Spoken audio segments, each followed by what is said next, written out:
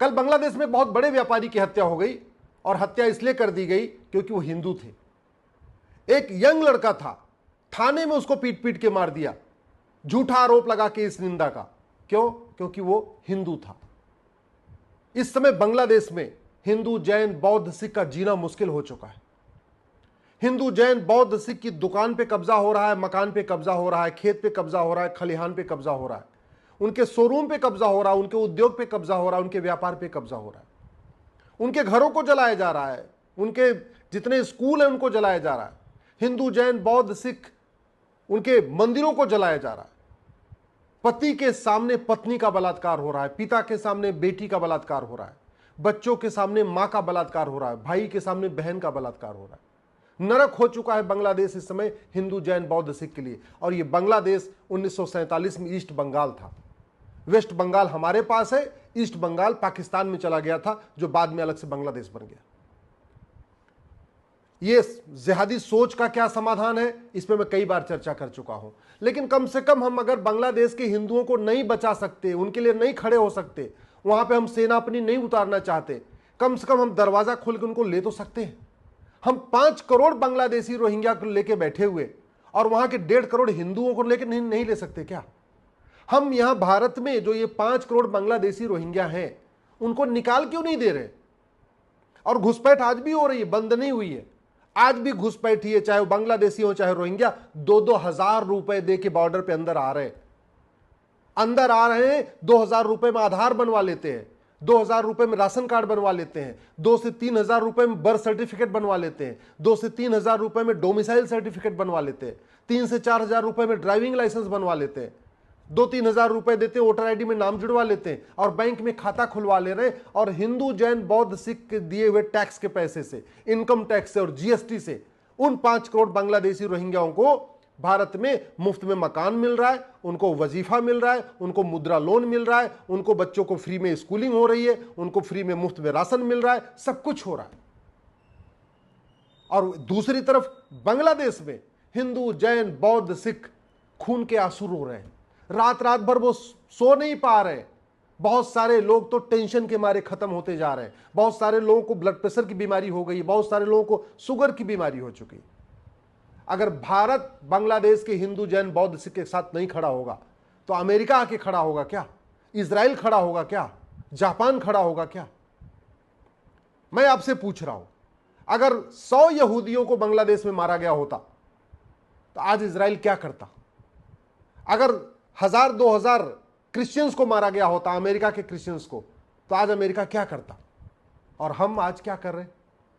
मैं तो कह रहा हूं, अरे कम से कम नहीं एनआरसी लागू कर सकते हैं तो कम से कम कठोर कानून तो बना दें। भारत में घुसपैठ इसलिए होती है, हमारा कानून सड़ा हुआ है। 1946 का जो फॉरेनर एक्ट है वो सड़ा हुआ है, इसलिए घुसपैठिए भारत में आते हैं। घुसपैठियों को पता है कि भारत में चलने पे कुछ नहीं होगा, बल्कि 2-2, 3-3 हजार रुपए में डॉक्यूमेंट और बन जाएंगे। घुसपैठ राष्ट्र की सुरक्षा के लिए खतरा है। हमारे पास राष्ट्रीय सुरक्षा के लिए जो खतरा, उससे निपटने के लिए कानून है एनएसए, नेशनल सिक्योरिटी एक्ट। लेकिन कोई भी देश की पुलिस उत्तर प्रदेश को छोड़ के घुसपैठियों पे एनएसए नहीं लगा रही है।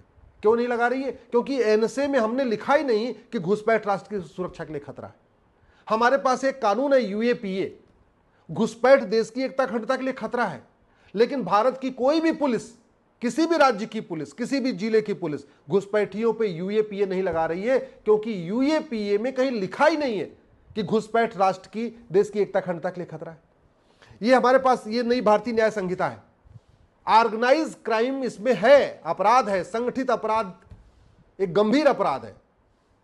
घुसपैठ भी संगठित अपराध है, लेकिन सेक्शन 111 में कहीं लिखा ही नहीं है। हमने चोरी डकैती को गंभीर ऑर्गेनाइज क्राइम डिक्लेयर किया है, लेकिन घुसपैठ को ऑर्गेनाइज क्राइम डिक्लेयर नहीं किया, इसलिए सेक्शन 111, कोई भी देश की पुलिस घुसपैठियों पे ऑर्गेनाइज क्राइम का सेक्शन 111 लगा नहीं रही।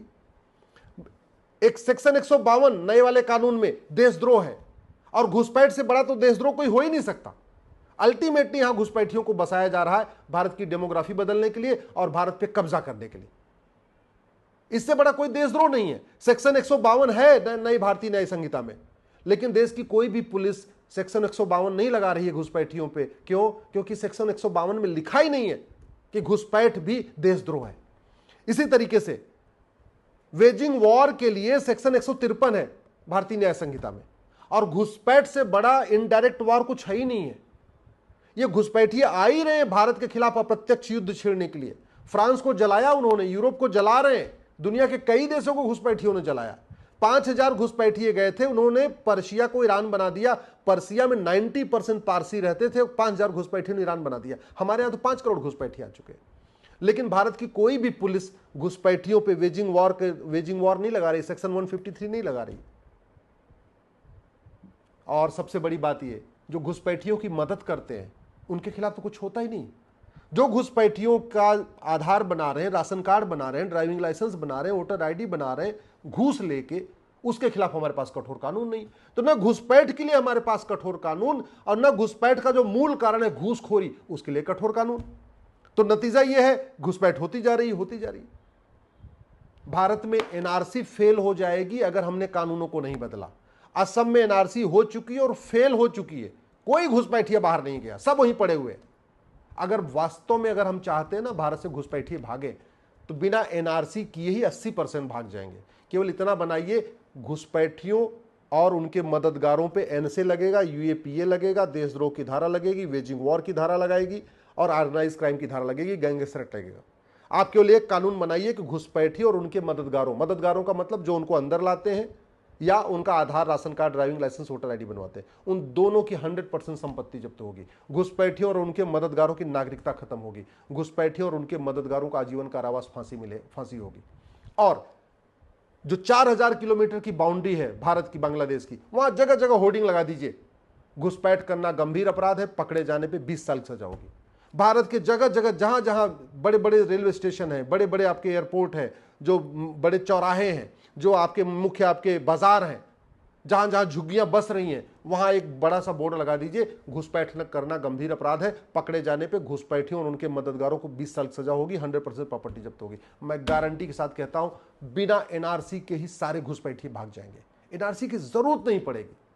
90% घुसपैठिए अपने आप भाग जाएंगे जिस दिन हमने घुसपैठियों पे और उनके मददगारों पे एनएसए लगाना शुरू किया, यूएपीए लगाना शुरू किया, देशद्रोह लगाना शुरू किया, वेजिंग वॉर लगाना शुरू किया, और उनके ऊपर ऑर्गेनाइज क्राइम लगाना शुरू कर दिया, गैंगस्टर एक्ट लगाना शुरू कर दिया। बहुत आसान है। और अगर हमने नहीं किया तो याद रखिए, जो अफगानिस्तान में हिंदुओं की स्थिति हुई थी, जो पाकिस्तान में हिंदुओं की स्थिति हुई थी, जो आज की डेट में ईस्ट बंगाल में हो रही है, ये वेस्ट बंगाल में भी होगी, बिहार में भी होगी, मुंबई में भी होगी, दिल्ली में भी होगी, देश के हर कोने पे होगी। सठे साठम समाचरित, भय बिन होय न प्रीत। ये घुसपैठिए कुवैत नहीं जाते, दुबई नहीं जाते, अरब नहीं जाते, क्योंकि कानून कठोर है। ये बांग्लादेशी रोहिंग्या चीन नहीं जाते, जापान नहीं जाते, सिंगापुर नहीं जाते, क्योंकि कानून कठोर है। भारत में इसलिए आते हैं क्योंकि यहाँ पे आना भी आसान है, और दूसरा यहाँ आते ही उनको हमारे देश के जो गद्दार हैं, ये जो गद्दार हमारे पेशकार हैं, गद्दार हमारे जो लेखपाल हैं, जो गद्दार कानूनगो हैं, जो गद्दार आधार बनाने वाले, वो उनकी मदद करते हैं। इसलिए अगर घुसपैठ रोकना है तो सबसे पहले भ्रष्टाचार को देशद्रोह घोषित करिए।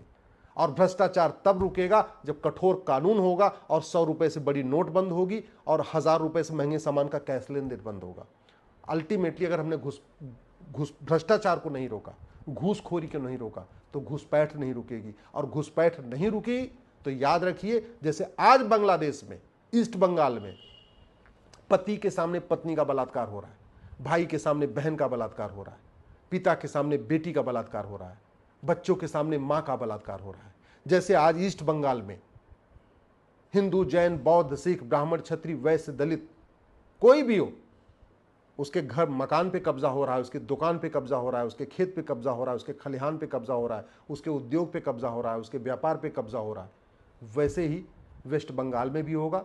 जो कश्मीर में हुआ था, जो पाकिस्तान में हुआ था, जो अफगानिस्तान में हुआ था, वो बांग्लादेश में हो रहा है। और कानून अगर हमने नहीं बदला तो भारत में भी होगा। लिख के रख लीजिएगा। और बहुत लंबा नहीं, 10 साल के बाद, 10 साल के बाद। इसलिए कह रहा हूँ, कानून बदलने की मांग करिए।